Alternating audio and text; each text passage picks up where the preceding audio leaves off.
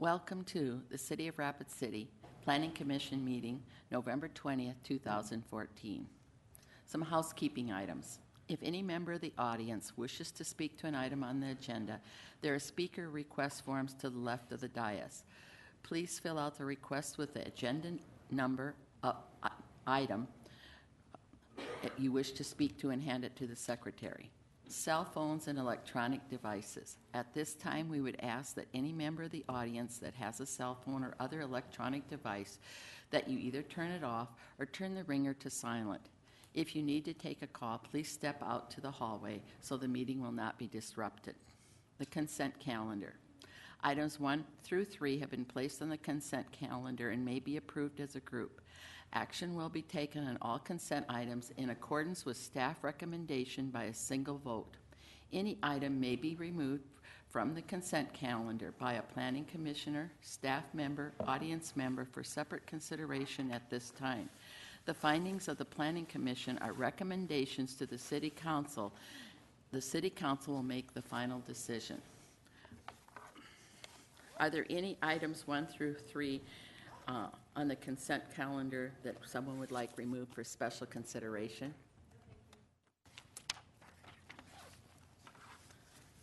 The chair would entertain a motion to approve the consent calendar. Tim made the motion to approve the consent calendar, and Jan seconded it. All those in favor, please say yes. Aye. All those opposed, say nay. Yeah. The consent calendar. Item 4. Thank you. Good morning. Item number 4 is 14 PD 038, a final plan development overlay to allow a hotel on 2.06 acres of property located within the new Discovery subdivision located near the Visitor Information Center. The applicant is proposing to build an extended stay hotel comprised of 64 rooms. The applicant is also requesting one LED reader board sign. Let me take you through some slides. There's the zoning map of the property. As you can see, property is in general commercial district in an area developed primarily with general commercial and light industrial uses. Aerial view of the property. Discovery circle there is under construction. There is pavement down, although I don't believe it's completed at this time. And the visitor center layout or parking and layout is changed or changing at this time too. It's a layout of the site. The hotel located the southern portions of the property close to the interstate. I should point out the location of the sign and the south and eastern corners of the property. See if I can, here we go.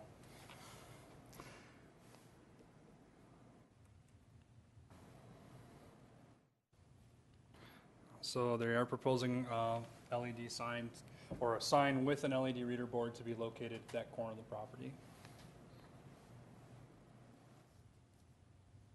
Look at the landscaping.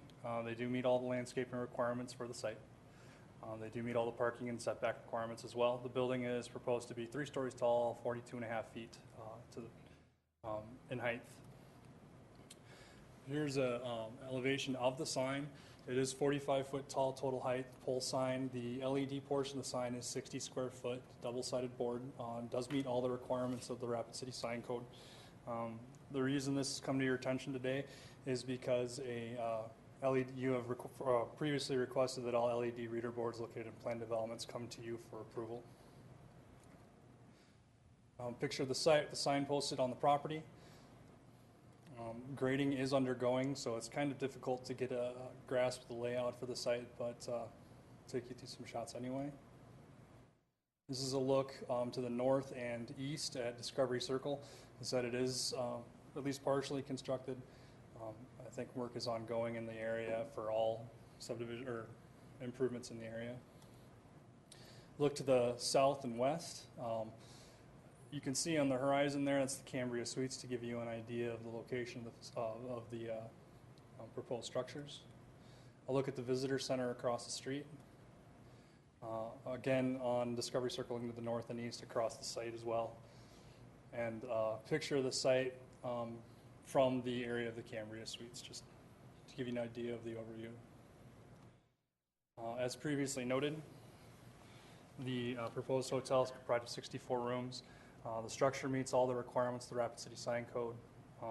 The LED reader board being proposed is within the, does meet the standards of the Rapid City Sign Code.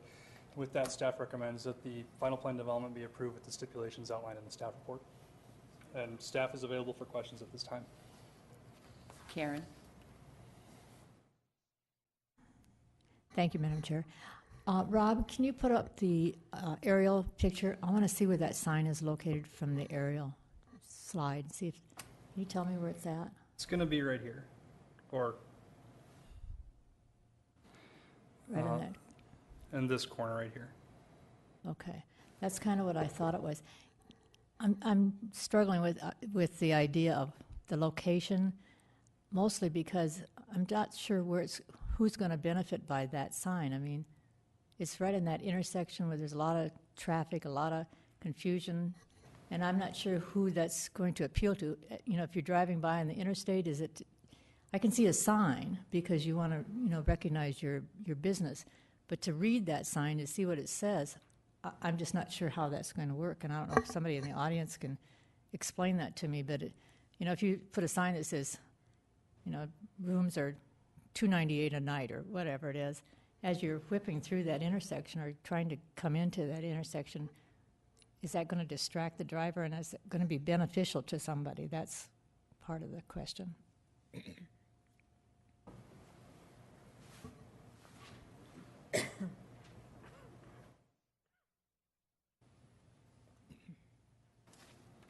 Good morning. My name is David Gustafson, one of the owners with Jim McDonald of the My Place Hotel.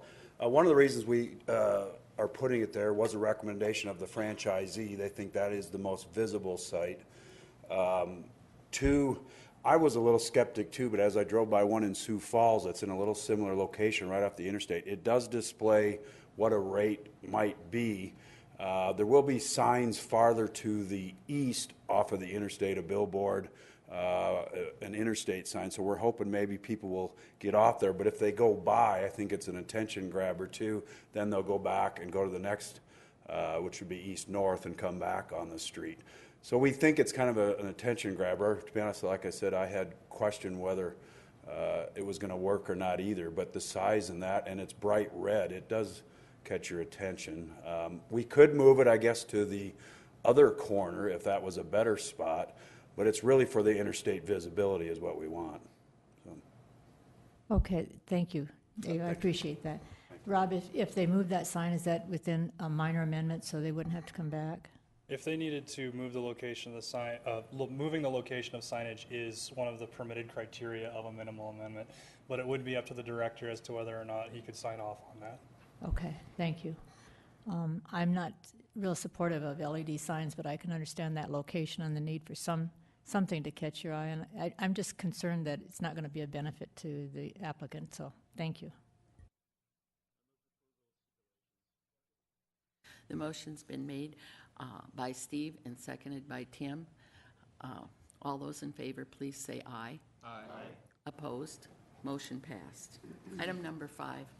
Thank you. Item number 5 is 14 UR 021, major amendment to a conditional use permit to allow an on-sale liquor establishment in conjunction with an art gallery for the Black Hills Workshop Foundation, located on approximately 0.48 acres of property at 722 St. Joseph Street.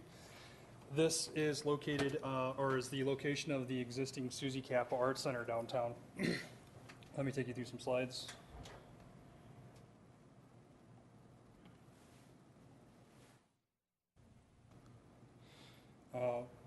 Zoning map of the property, you can see its property is zoned Central Business District in a Central Business District area.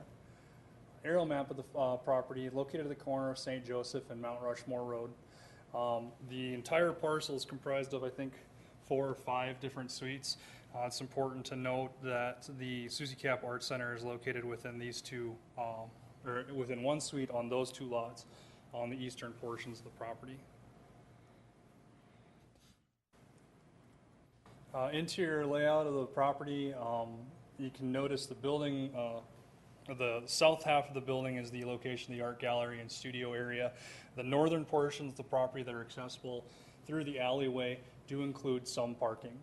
We should note that if parking is being provided, then ADA parking must be provided, and the applicant is providing that as a part of this, and part of a previously approved conditional use permit. Shot of the property, you can see the sign located right here. A look down St. Joseph Street to the east, to the west. A look at the sidewalk and the location of the Suzie Kappa Art Center. They're not proposing any additional signage. They're not proposing any additional expansions or additions to the suites or to the area of service. And one more look at the property.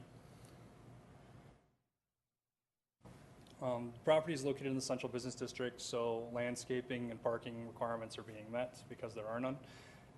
Staff recommends that the application be approved with the stipulations outlined in the staff report.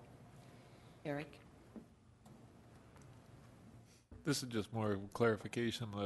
So the other uses in that building are covered by this conditional use permit? No, the sale or service of the line that's being proposed is limited only to the suite Okay. that the Kappa Center is located within. All right. I saw it covered all those lots, and I wasn't clear on Yeah, that. I should have clarified this. The application is strictly for the suite of the Suzie Kappa Art Center.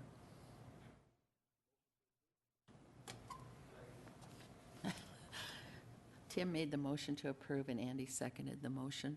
All those in favor, please say aye. Aye. Opposed?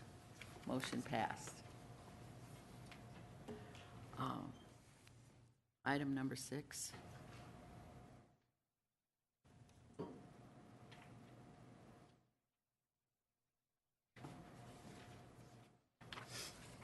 Item number 6 is a major amendment to a plan development to reduce setbacks in the Tower Ridge number 2 subdivision.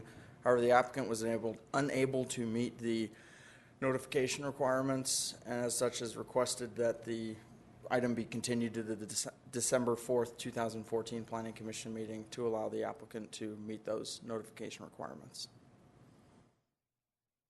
And that's staff's recommendation. Eric made motion to continue. Karen seconded. All those in favor, please say aye. Aye. Opposed? Motion passed. Any discussion items? Vicki? Get that for me. Thank you, Madam Chair. I just wanted to bring it to the Planning Commission's attention that at your last meeting, you had approved a plan development, a major amendment to a plan development at 301 Fox Run Drive to allow a group home for transitional housing. That item has been appealed by someone from the neighborhood, and it will be considered at the December 1st City Council meeting. If any of you are interested, I encourage you to attend that meeting and let your thoughts be known. Thank you. Thank you. I'd entertain a motion to adjourn. Tim made motion to adjourn. Karen seconded the motion. All those in favor say aye. Aye. Opposed? No. We're adjourned.